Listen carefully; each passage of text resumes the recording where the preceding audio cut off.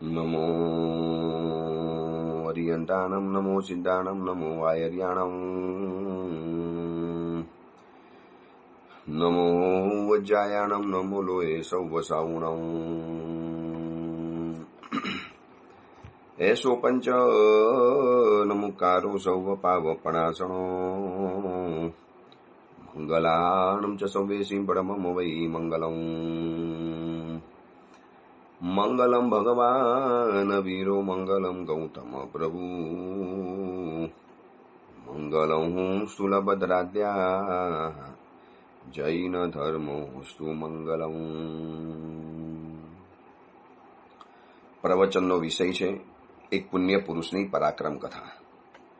પ્રવચન શરૂ કરું એની પહેલા એક બે વાત બતાવી દેવી છે કે આ પ્રવચન જેમ જેમ લોકોની સમક્ષ જાય છે, સ્પ્રેડ થાય છે, લોકો એકબીજાને મોકલે છે, એટલે જે લોકોને હમણાં નવા જોડાયા હોય એ લોકોને જૂના પ્રવચનો આ અંબર ચરિત્રના હોય કે ગૌતમ પૃચ્છાના હોય કે ધન્યકુમાર ચરિત્રના હોય કે એની આગળના હોય, તો એ બધાને ખાસ કહેવાનું પહેલાં એકવાર પણ કીધેલું, આજે ફરીવાર કહી દઉં છું કે વૈભવે એક યુટ્યુબ ચેનલ બનાવેલી છે જીન વચન સ્પર્શ।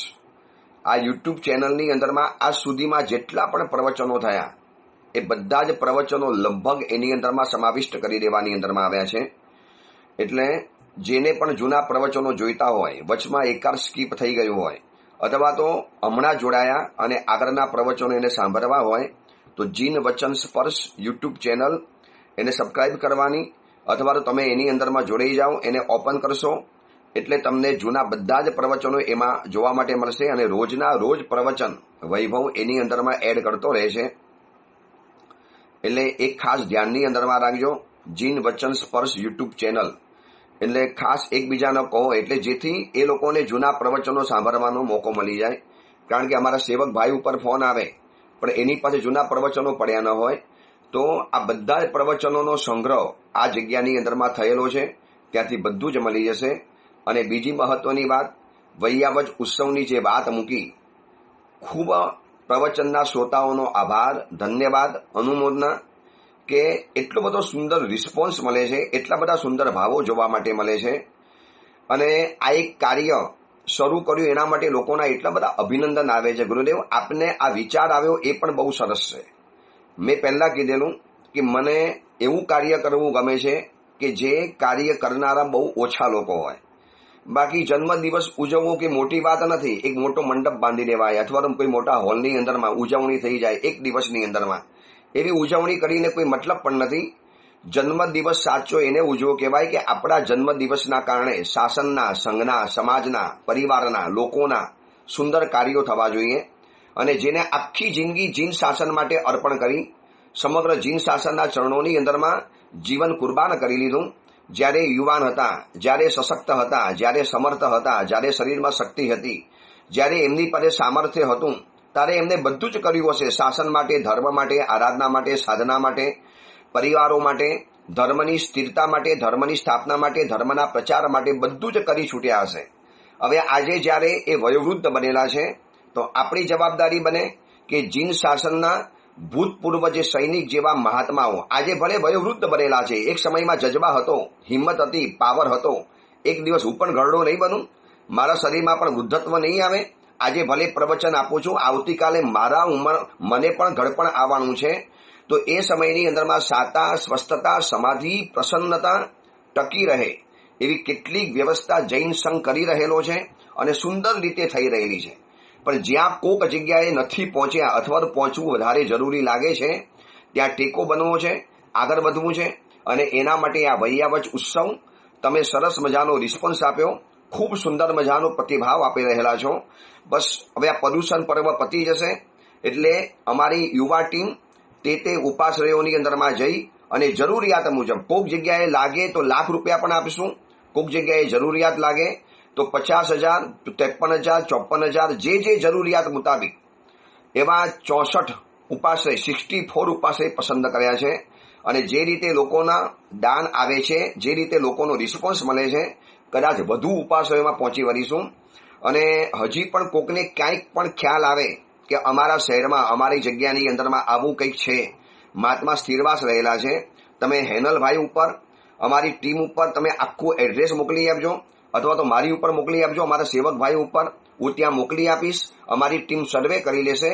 એવી ભાવના છે કે બસ વયોવૃદ્ધ સાધુ સાધ્વીજી ભગવંતો નિશ્ચિંત બને અને પાછલી જિંદગી સુંદર મજાની આરાધના સાધનામાં વિતાવે અને એમનો આનંદ, એમની સમાધિ, એમની પ્રસન્નતા, એમની ખુશી, એમના હૃદયનો એક ભાવ એ સમગ્ર જીન શાસનની ઉર્જાને વધારશે, મારા તમારા પુણ્યને વધારશે.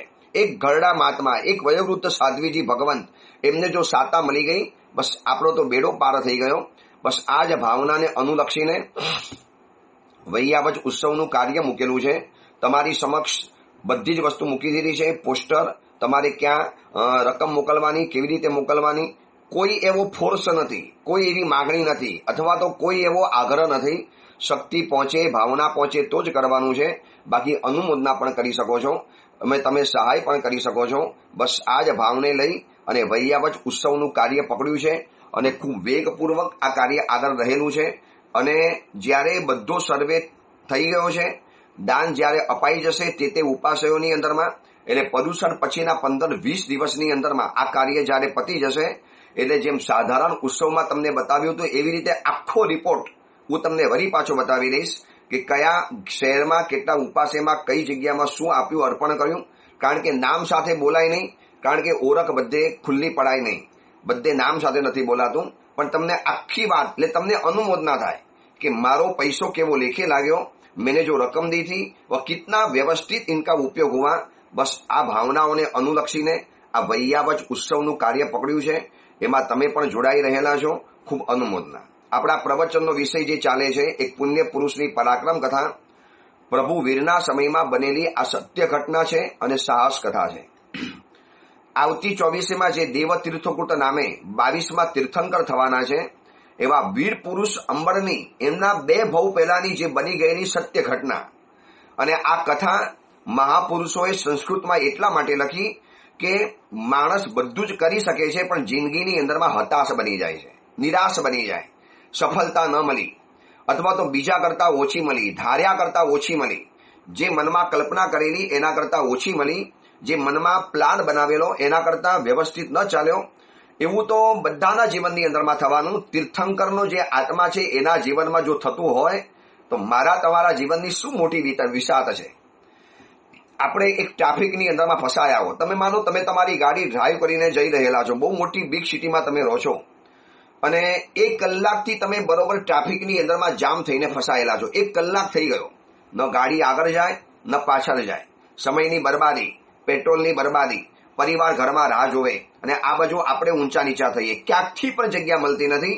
અને સમાચાર મળ્યા કે 4 કલાક પહેલા ટ્રાફિક ઘટવાનો છે નહીં, અહીંયા જ પડ્યા રહેવાનું છે. અત્યારે મનમાં કેટલી બધી હાઈવોય થાય, કેટલું આર્ત ધ્યાન થાય, કેટલી મનની અંદરમાં દુવિધાઓ અને સંકલ્પ વિકલ્પોની હાર મારા ઊભી થઈ જાય. પરંતુ એમાં સમાચાર મળે કે આપણે એકલા નથી ફસાયા, આપણા દેશના પ્રાઇમ મિનિસ્ટરની કાર પણ આગળ ફસાઈને પડેલી છે, ગૃહમંત્રીની પણ કાર ફસાઈને પડેલી છે, પોલીસ કમિશનરની પણ જીપ, પોલીસની કાર, વેન એ પણ ફસાઈને પડેલી છે, બધા ફસાયેલા છે.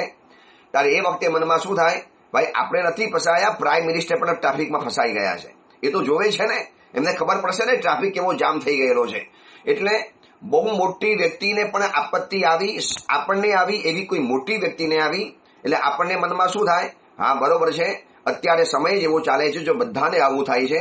બસ આ કથા આપણને એ જ બતાવે છે, તીર્થંકર જેવી વીઆઈપી વિશિષ્ટ વ્યક્તિ, આનાથી સર્વોચ્ચ વ્યક્તિત્વ તો દુનિયામાં છે જ નહીં. પરમ પવિત્ર, પરમ પુણ્યશાળી, પ્રચંડ પુણ્યશાળી એવા તીર્થંકરનો આત્મા. ચલો બહુ લાંબા ભવની વાત હોય તો બરોબર છે, 100, 200, 500 ભવ પહેલાની. તીર્થંકર બનવાના 2 જ ભવ પહેલાની આ કથા છે. અંબરનો ભવ ત્યાંથી દેવલોકની અંદરમાં છે અત્યારે, અને હવે આવતી 24માં તીર્થંકર તરીકે જે જન્મ લેવાના છે. માત્ર 2 જ ભવ દૂર છે તીર્થંકર પદવી જેમનાથી.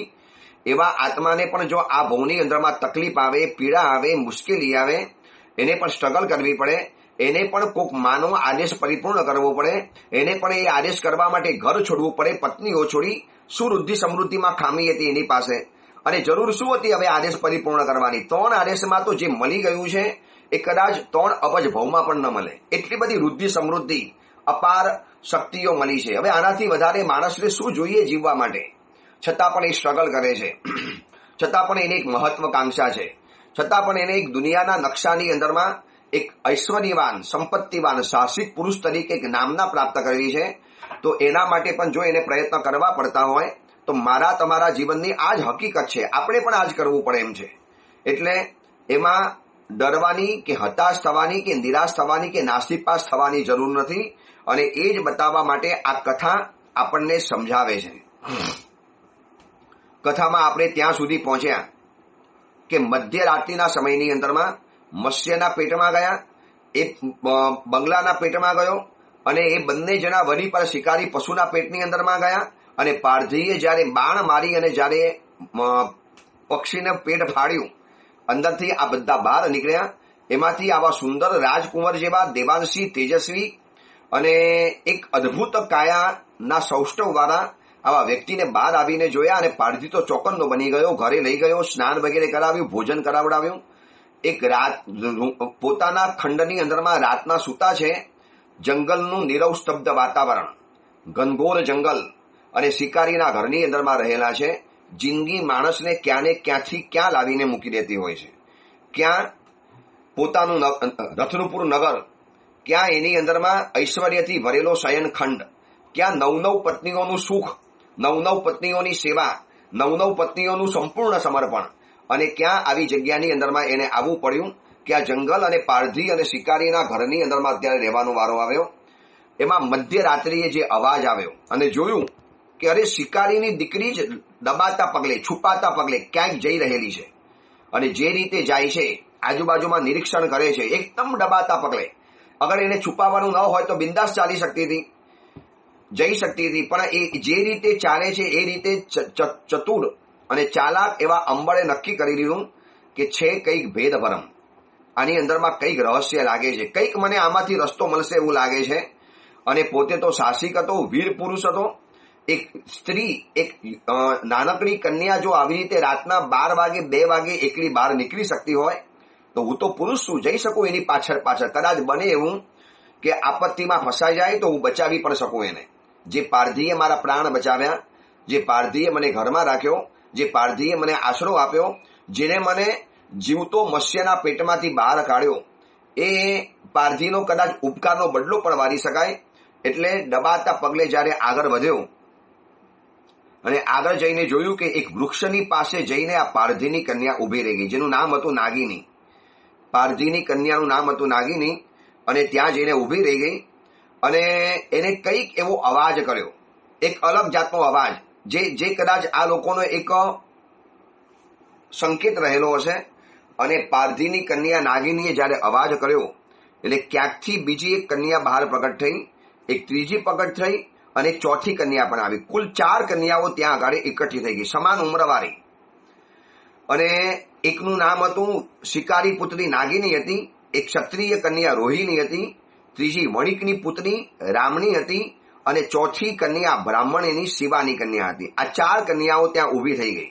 શિવાની, સોહિની, રામની અને રાગિણી, આ 4 કન્યાઓ ત્યાં ઊભી જે રીતે વાતચીત કરે છે, અંબર સમજી ગયો કે આ આજનું નથી, આ બધું કદાચ રોજનું ચાલતું હશે. કંઈક છે કરું, આ 4 કન્યા કંઈક વિચારી રહેલી છે. નાદાન ઉંમર અવિચાર્યું પગલું ભરી લે તો કદાચ મારે પાછળ એટલા માટે આવવું પડ્યું કે કંઈક ફસાઈ જાય તો બચાવવા માટે કામ લાગું. પણ અંબરને ખબર નથી કે આ કન્યા ફસાય એવી નથી, કોકને ફસાવી શકે એવી છે. બહારથી દેખાતું હોય એવું ઘણીવાર અંદરમાં નથી હોતું, અને જેવું અંદરમાં હોય છે એવું કદાચ બહાર પ્રગટ પણ નથી થતું.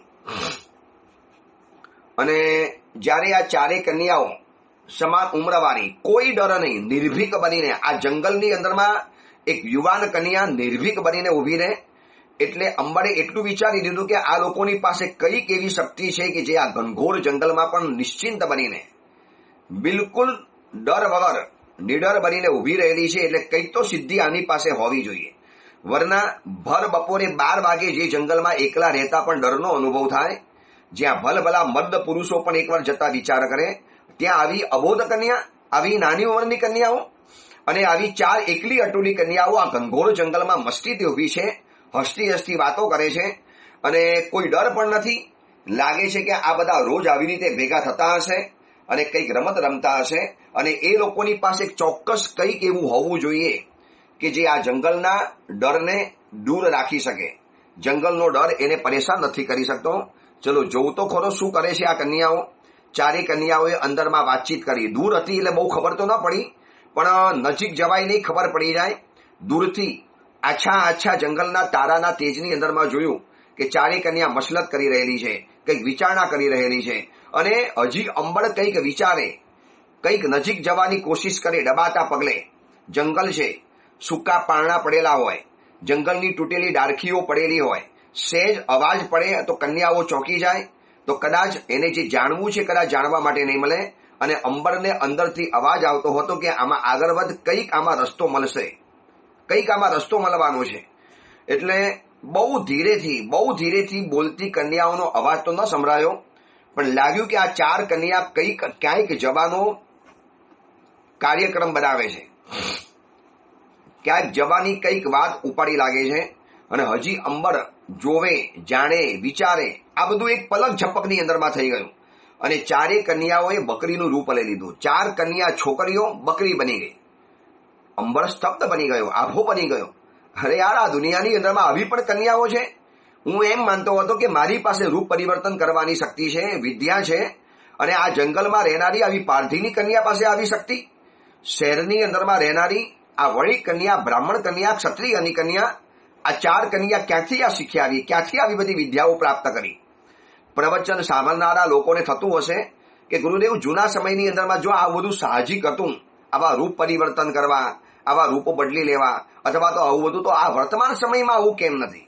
એટલા માટે નથી કે વિદ્યાઓ, સિદ્ધિઓ અને સાધનાઓ આજની તારીખમાં છે, આજની તારીખમાં પણ છે, પણ સાચો સાધક નથી. એટલે એ વિદ્યા, મંત્રો આપણી આંખની સામે છે, છતાં પણ એ મંત્રો અત્યારે ક્લિક થઈ ગયા છે. મંત્રની ભાષાની અંદરમાં હું તમને કહું તો એને બંધ કરી દેવામાં આવ્યા છે. એ મંત્રોના જે શબ્દોની જે તાકાત હતી, હવે જો આ મંત્રની દુનિયાની જો વાત કરું તો મંત્રોના શાસ્ત્રોની અંદરમાં એમ લખ્યું છે કે જેટલા પણ મંત્રો બન્યા છે એવા કોઈ પૂર્વના મહાપુરુષો એ શબ્દોની અંદરમાં ઉર્જા ભરી, તાકાત ભરી, અને એ શબ્દોમાં એવી તાકાત ભરી કે તમે એ શબ્દોનું ઉચ્ચારણ કરો, વધુમાં વધુ ઉચ્ચારણ કરો, એકાંતમાં બેસીને કરો, એકદમ ઊંડાણમાં જઈને કરો. નાભીના નાદ સાથે જ્યારે એનો સ્વર બ્રહ્માંડની અંદરમાં પહોંચે અને એના તરંગો ફરતા તે અધિષ્ઠાયક દેવતાઓ સુધી પહોંચે છે. અને એ અધિષ્ઠાયક દેવતાને જઈને જગાડે કે તમારો ભક્ત તમને સાચા દિલે યાદ કરે છે, તમારે એની પાસે જવાનું છે. તમે એને તમારી શક્તિ, તમારી ઉર્જા, એ જેના માટે તમારી સાધના કરે છે, તમે એને સફળતા આપો. અને એ શબ્દોના આંદોલનો, એ શબ્દોની તાકાત એ બ્રહ્માંડમાં ત્યાં જઈને પહોંચે છે અને શબ્દો ઘુમરાય છે હવાની અંદરમાં. એકવાર પ્રયોગ કરજો, દેરાસરના બરોબર રંગ મંડપના વચલા ભાગમાં બેસજો અને ધીરેથી ઓમ કે કોઈ મંત્રોચ્ચાર કે કંઈક શબ્દ બોલજો, અવાજ તમારો ગુંજમાન થશે, ગુંજશે અવાજ. શાહપુર માનસ મંદિરના દેરાસરમાં જજો, ઉપરના આદિનાથના દેરાસરમાં, અને વચમાં બેસીને તમે ખાલી નાનકડો અવાજ કરશો, સ્તુતિ સ્તવન બોલશો. આખું બ્રહ્માંડ જાણે ગુંજતું હોય એવો ઉપરનો રંગ મંડપ, એનો જે ગુંબજ, એની અંદરમાં અવાજ પડગાતો હોય છે. આ શબ્દોની તાકાત છે. હવે ઋષિ મુનિઓએ પવિત્રતમ શબ્દો અને એની અંદરમાં આવી ઉર્જા ભરી, એને મંત્ર બની ગયા. શબ્દ મંત્ર ક્યારે બને? કોઈ ઋષિ મુનિવરે એ શબ્દને મંત્ર બનાવી દીધો, એ શબ્દને ઉર્જાવાન બનાવ્યો, તાકાતવાન બનાવ્યો. હવે નમો શબ્દ તો નરેન્દ્ર મોદી માટે પણ ગણાય છે. નરેન્દ્ર મોદી સાહેબને લોકો નમો કહે છે, તો આપણે પણ નમો બોલીએ છીએ, નમો અરિહંતાણમ. પણ આ નમો અરિહંતાણમ એ મંત્ર છે, એ વિદ્યા છે, એ શક્તિ છે, એ પાવર છે, એ ઉર્જા છે, એ બ્રહ્માંડની સુધી પહોંચી શકે એવી તાકાત ધરાવે છે. અને નરેન્દ્ર મોદી સાહેબનો નમો એ એટલો બધો તાકાતવાન ન બની શકે. પીએમ છે માટે તાકાતવાન છે, બાકી એમના શબ્દની અંદરમાં તાકાત ન હોય. નમોનો કોઈ જાપ કરે નરેન્દ્ર મોદી સાહેબનો, કદાચ કર્મનો ક્ષય નહીં થઈ શકે, પણ નમો અરિહંતાણમ શબ્દ બોલો અને 7 સાગરોપમના પાપ જીવનમાંથી ચાલી જાય છે. કેમ આમ? કારણ કે મંત્રના શબ્દોની અંદરમાં તાકાત ભરેલી છે. પૂર્વ પુરુષોએ, મહર્ષિઓએ સાધના કરી, એમને અર્ક પ્રાપ્ત કર્યો, એમાંથી મંત્ર પેદા કર્યો, અને આ મંત્ર લાખો વાર, કરોડો વાર, અબજો વાર, અસંખ્ય વાર બોલાતો ગયો, જપાતો ગયો, અને એટલે એની તાકાત વધતી ચાલી. અને એની તાકાત એવી છે કે સાચા દિલે પદ્ધતિ સાથે, આમની સાથે, વિધિપૂર્વક ઉચ્ચારણની સ્પષ્ટતા હોય, ભાવ તમારો સાફ હોય અને તમે સાચી રીતે જો એનો જાપ કરો તો તમારા એ શબ્દો એના અધિષ્ઠાયક સુધી પહોંચ્યા વગર રહેતા નથી. હવે વર્તમાનમાં આપણને એમ થાય ને કે ગુરુદેવ આ બધી કથાની અંદરમાં કેટલું બધું સહજ આવે છે કે જંગલ, આવા ઋષિ મુનિ, આવા વિદ્યાધરો, આવી વિદ્યાઓ, હવે આવી 4 નાદાન કન્યા ક્યાંથી શીખાવી હશે આવી વિદ્યા કે આખી છોકરીઓમાંથી બકરી બની ગઈ. અજ સીધી બકરી, કનવડતું બકરી. હવે આંખની સામે 4 કન્યાઓ દેખાતી હતી અને સીધી બકરી બની ગઈ અને આગળ ચાલવા માંડી. અંબરે પણ નિર્ણય કર્યો કે આની પાછળ તો જવું તો છે જ, જોવું તો ખરો આ લોકોના શું ભેદ ભરમ છે. હવે તો અંબરને પણ એક કુતૂહલ જાગ્યું, યાર આવી કન્યાઓ પાસે પણ આવી વિદ્યા, આ જંગલમાં રહેનારી આવી નાગિણી પાસે આવી વિદ્યા. એ વિદ્યા કોઈ સાચા ગુરુની પાસેથી રહી અને મળેલી હશે, પરંતુ વર્તમાન સમયમાં લોકોના દિલ મલિન થયા, લોકોના ભાવ ગંદા થયા, સ્વાર્થ એટલો બધો વધી ગયો. આજે ખાલી વિચારો ને, મારી તમારી પાસે આવી એકાદ પણ કોઈ વિદ્યા હોય, સાચું કેજો, સાચા દિલે હું ઓઘો હાથમાં રાખીને કહું, તમે ભગવાનની પલાઠીમાં કે તમે તમારા મસ્તક ઉપર હાથ રાખીને કહી શકો કે આનો ઉપયોગ હું જિંદગીમાં ક્યારે ખોટા કામ માટે નહીં કરું. અરે જેવો મંત્રનો પ્રયોગ હાથની અંદરમાં આવ્યો એટલે આપણા દુશ્મનને ખતમ કરવા, આપણને હેરાન કરનારાને શાન ઠેકાણે કરવા, અથવા તો આપણું પેમેન્ટ દબાવ્યું હોય, આપણને ઘરમાં પરેશાન કરતા હોય, આપણને રસ્તામાં હેરાન પરેશાન કરતા હોય, પહેલો ઉપયોગ આપણે આપણા સ્વાર્થ માટે કરીશું. એટલે વર્તમાન સમયની અંદરમાં આ બધી વિદ્યાઓ લુપ્ત કરી દેવામાં આવી છે. શાસ્ત્રો આજે એના પણ છે. મેં મંત્રોના એટલા બધા શાસ્ત્રો પુસ્તકો વાંચેલા છે વાંચનના શોખના કારણે કે આમ તમે વિચારી પણ ન શકો. પણ વર્તમાન સમયની અંદરમાં આ બધું લુપ્ત થવાની અંદરમાં આવ્યું, બધું ખોવાઈ ગયું. કોણ ક્યાં સાચા ભાવ જોવા માટે ક્યાં મળે? કોક જગ્યાએ જોવા માટે મળે સાચા દિલના ભાવ, બાકી તો ક્યાં જોવા માટે મળે છે? હું તમને ગઈકાલની વાત કરું.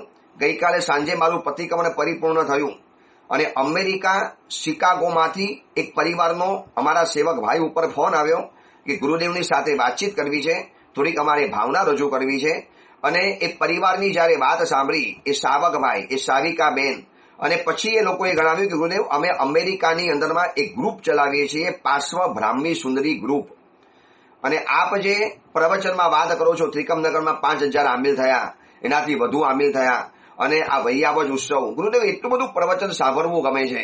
અમે તમારા પ્રવચનોની રોજ રાહ જોઈને બેઠેલા હોઈએ, ક્યારે પ્રવચન આવે અને ક્યારે પ્રવચન સાંભળી લઈએ. આ તમને ભાવની વાત કરું છું કે વર્તમાનમાં આવા પણ ભાવ ધરાવનારા છે, પણ એવા પરિવારો બહુ ઓછા, એવા ગ્રુપ બહુ ઓછા. આ પાર્શ્વ બ્રાહ્મી સુંદરી ગ્રુપ અમેરિકા શિકાગોની અંદરમાં ભેગા થઈને સાવક સાવિકાઓ ચલાવે છે.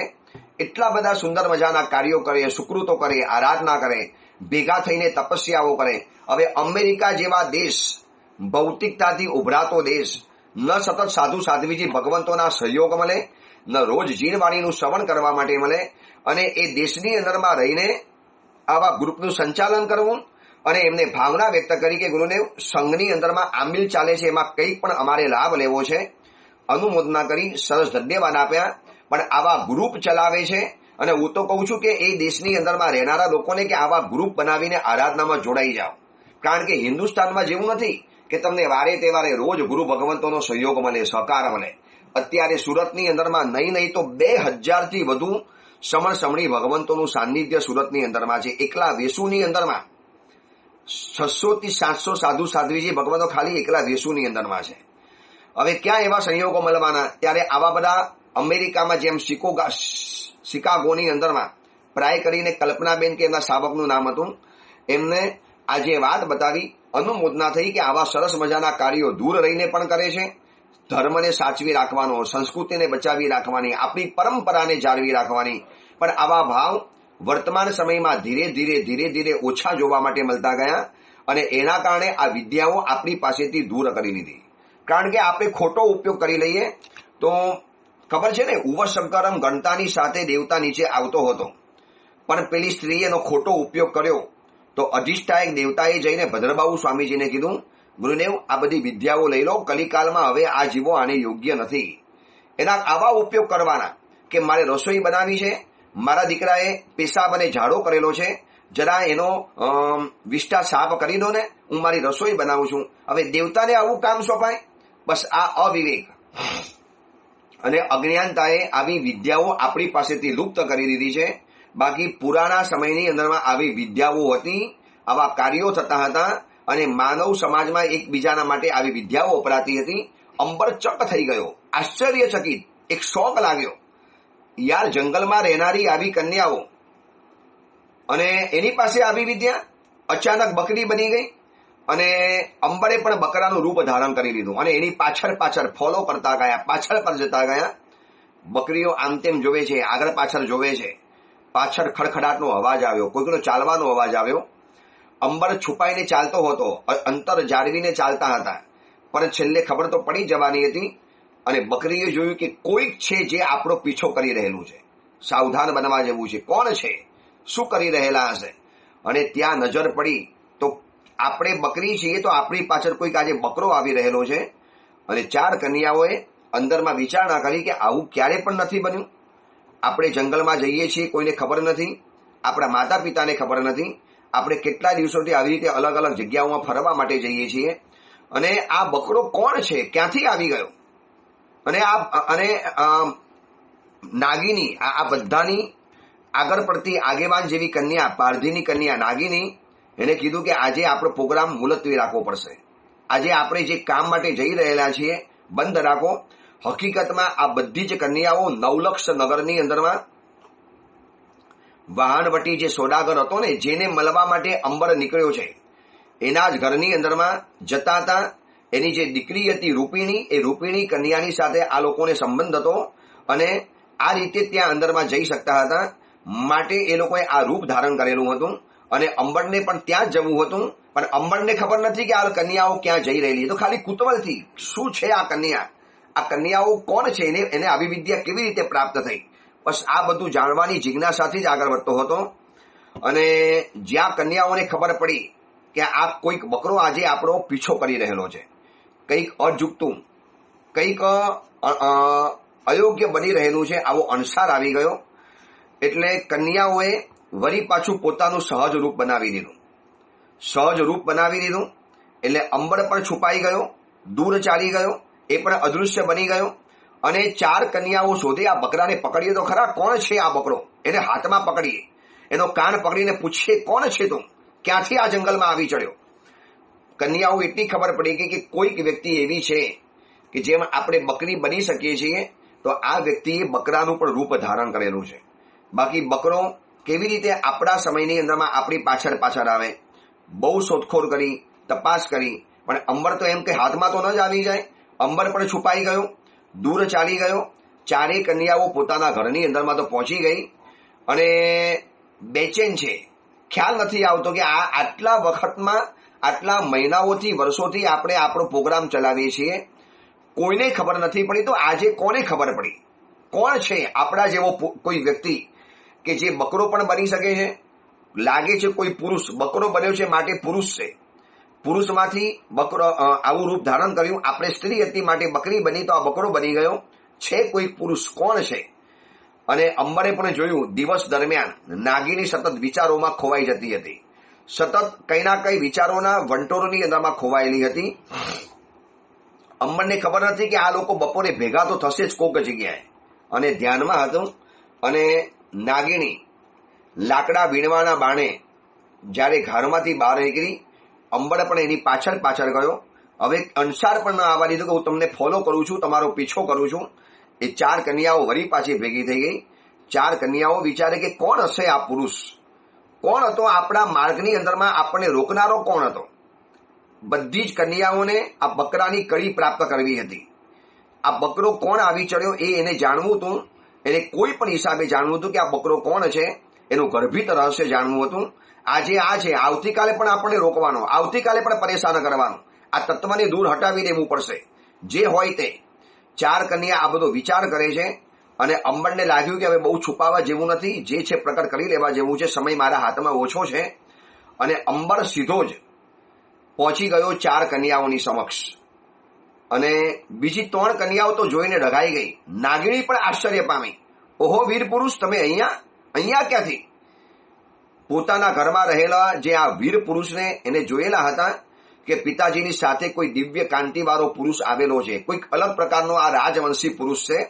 અને અંબર તીર્થંકરનો આત્મા 2 વહુ પછી થવાનો હોય, કેવા શરીરના વૈભવ મળ્યા હોય, શરીરનું રૂપ કેવું હોય, શરીરની કાંતિ કેવી હોય, નિર્મલ કાંતિ, વિશાળ આંખો, કાળા ઘુંઘરાળા વાળ, ભરાવદાર શરીર, ભરપેટ કાયા, બલિષ્ઠ શરીર, સશક્ત શરીર, નિર્મલ આંખો. અને આ બધું જોઈને નાગિણી તો જાણતી હતી, બાકીની 3 કન્યા આશ્ચર્ય પામી અને કશું જ કરે, ભૂમિકા કરે એની પહેલા ડાયરેક્ટ સીધું અંબરે કહી દીધું, ગઈકાલે તમે 4 જે બકરી બનેલી હતી અને તમારી પાછળ એક બકરો આવતો હતો, તમે જોયો તો બકરો? અને 4 કન્યાઓના ચહેરા ઉપરથી રંગ ઉડી ગયો. બોલો ને, શું કામ છે તમારે? તમને કેવી રીતે ખબર પડી કે અમે આ બધું કરતા હતા, અમે નીકળ્યા, અમે આમ કર્યું? ભલે એ બધું છોડો, તમારી પાછળ કોઈ બકરો પડેલો હતો ને, એ બકરો કોણ હતો એ તમે વિચારી રહેલા છો. એ બકરો હું પોતે હતો. બોલો, હું પોતે સ્વયં, મારું નામ અંબર છે. તમે જેમ બકરી બની શકો છો તેમ બકરો પણ બની શકું છું. અને 4 કન્યાઓ આશ્ચર્ય પામી કે આપણા જેવો જ આ કોઈ પુરુષ લાગે છે, એની પાસે પણ આવી વિદ્યાઓ રહેલી છે. અને અંબર સ્વયં હાજરા હજુર પ્રત્યક્ષ થઈને આ વાત કરે છે. એનું દેવાંશી તેજ, એનો પ્રભાવ, એની બોલવાની છટા, એની જો સાહસ, નિર્ભીકતા. અને વ્યક્તિ એકવાર સાહસ કરે છે ને એટલે એના ચહેરા ઉપર તેજ આવ્યા વગર રહેતું નથી. અને એનું આ સાહસ અને તેજને જોયા પછી 4 કન્યાઓ તો ડઘાઈ ગઈ. અને કન્યાઓએ કીધું, શું કામ તમે અમને પરેશાન કરો છો? તમારે શું જોઈએ છે અમારી પાસેથી? કે મારે કશું જ નથી જોઈતું, મને ખાલી એટલું બતાવો કે તમે લોકો ક્યાં જઈ રહેલી હતી, શું કરી રહેલા હતા. હવે 4 કન્યાઓ શું બતાવે છે અને એના દ્વારા અંબર કેવી રીતે આગળ વધે છે અને એના દ્વારા અંબર પણ પોતાનો 4થો આદેશ પરિપૂર્ણ કરવા સુધીમાં કેવી રીતે પહોંચે છે, બસ એ વાત આપણે આવતીકાલે જાણીશું. હવે થોડા દિવસો બાકી બચેલા છે. પરવાદિરાત પર્યુષણ મહાપર્વની આરાધના 12 તારીખથી શરૂ થઈ જવાની. આજે 2 તારીખ થઈ, બરોબર 10 દિવસ 9 દિવસ પછી પરવાદિરાત પર્યુષણ મહાપર્વની આરાધના શરૂ થઈ જશે. અંબર ચરિત્રના માત્ર 7 થી 8 પ્રવચનો થશે પર્યુષણ પર્વ પહેલા. ત્યાર પછી પરવાદિરાત પર્યુષણ મહાપર્વની વાતો કરીશું. વચમાં થોડોક વિશ્રામ લઈ અને વળી પાછી અંબર ચરિત્રની આ કથાને આગળ વધારીશું. અદ્ભુત આ કથા છે. પ્રેરણા કથા, રહસ્ય કથા, રોમાંચક કથા, આશ્ચર્ય કથા, આઘાત કથા, આવી મેં તમને 30 કથા બતાવેલી હતી કે એક કથામાં આવી 30 કથા છુપાયેલી છે. ચલો, એના માધ્યમ દ્વારા આપણે પણ આપણા જીવનનો એક માર્ગ સ્પષ્ટ કરીશું, દિશા અને ગતિ આપણે નક્કી કરીશું. એ જ મંગલ કામના, મંગલ ભાવના. જીનાગના વિરુદ્ધ કાંઈ પણ બોલાયું હોય તો મિચ્છામી.